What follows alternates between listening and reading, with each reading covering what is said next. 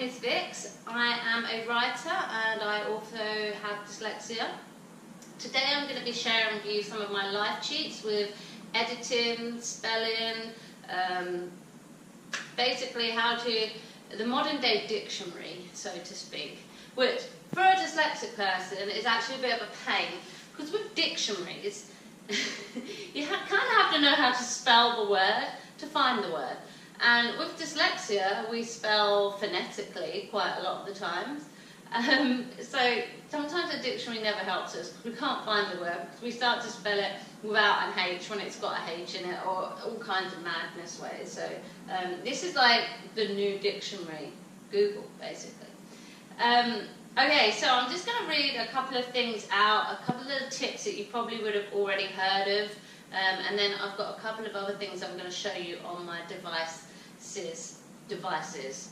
The first one, you probably heard loads of times people are saying it, read your stuff out loud. So you write something down, you want to catch a nasty typo, go ahead and read it out loud afterwards. The next one for your proofreading is, I know it can be a bit big ask, but to be quite honest, even if you don't have dyslexia, you should be doing this anyway. Get someone else to read your work. Just get someone to look over your shoulder, read it out. Simple.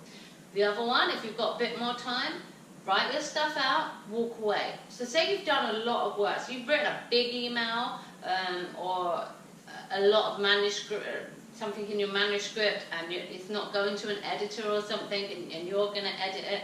Whether you have dyslexia or not, stand up, walk away, leave it for 30 minutes, come back and check.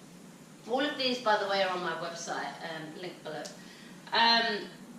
The other one you can do is send it yourself in an email. So you write on a Word document, cut and paste that Word document, send it to yourself in an email. If you've been writing it on your computer, send it to your phone and read it on your phone. It comes across in a different format, and your brain sometimes then will spot the typos because it's in a different format.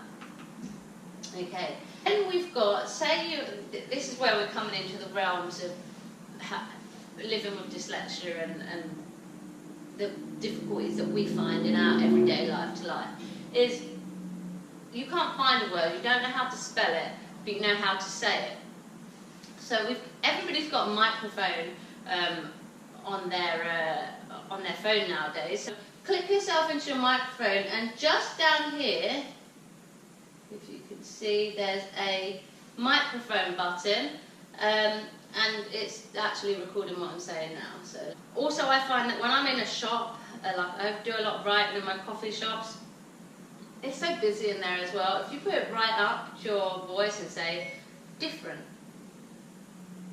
most people don't hear, they don't pay attention, and then you've got your word that's come up there. So that's quite good if you know the word and you just want to say it out loud and it pops up there. The issue that I have is sometimes I know the word in my head, and I'm not sure if this is a dyslexic thing or not, if I'm honest.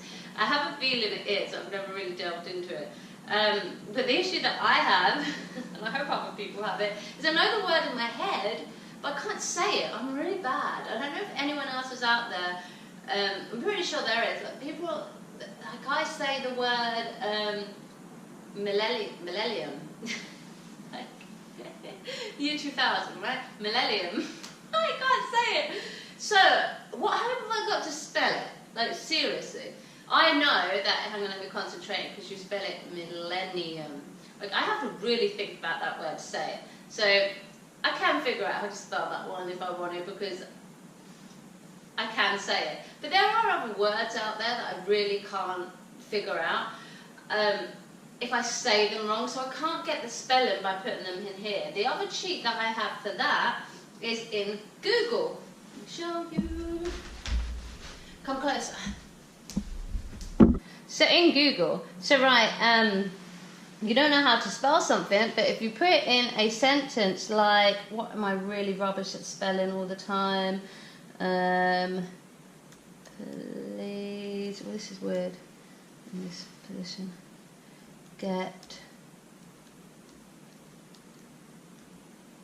I don't even know if I spelled that wrong. All right. There we go. Please get comfortable. I always spell this. Oh, that's really badly spelled. I always spell this word wrong. But if you put it in context, Google can sometimes find it. I mean, if you put just... Google can normally find most words. But sometimes you do put just the word in on its own, and it won't find it. But if you put it in context for Google, it tends to find it. Also... Comfortable. You can do it like so...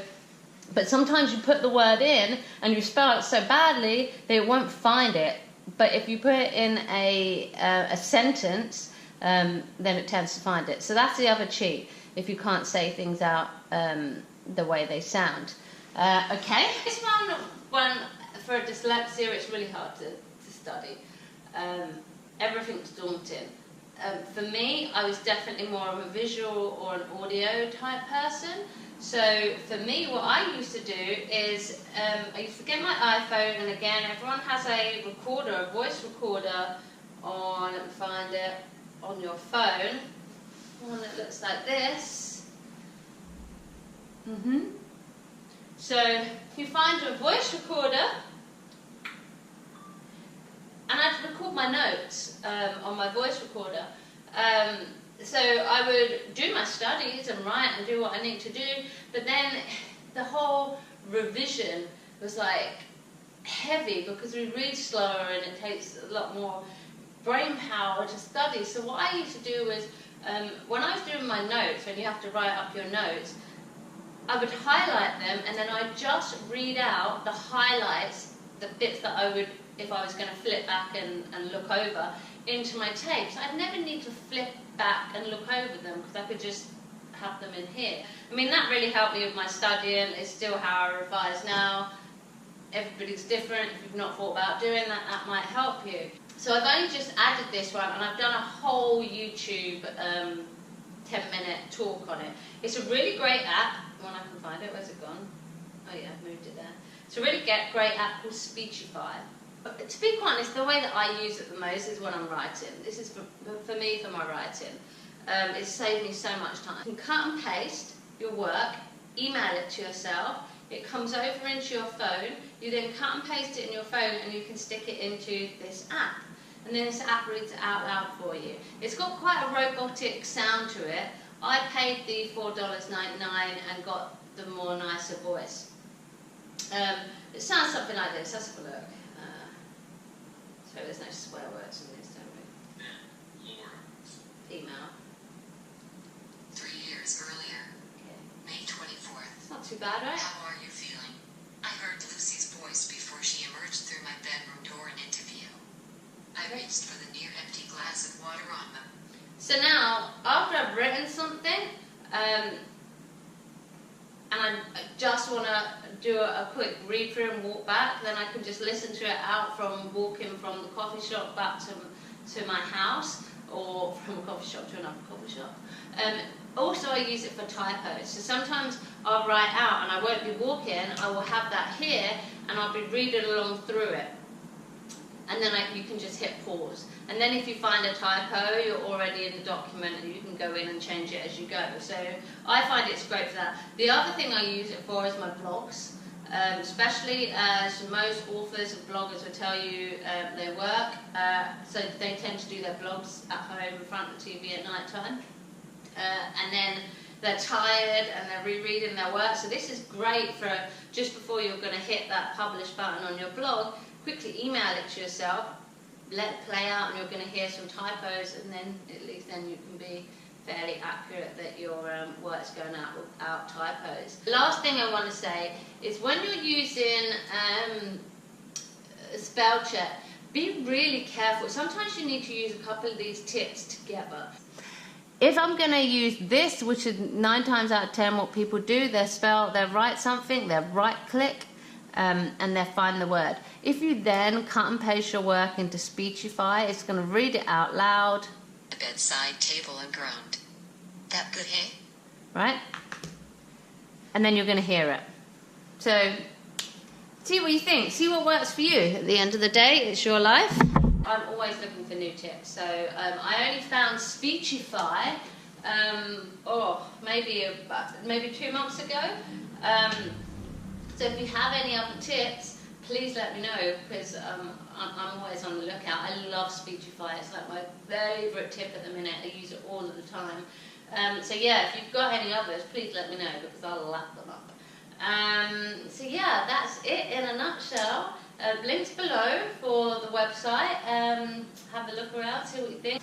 I look forward to seeing you again sometime soon. Bye!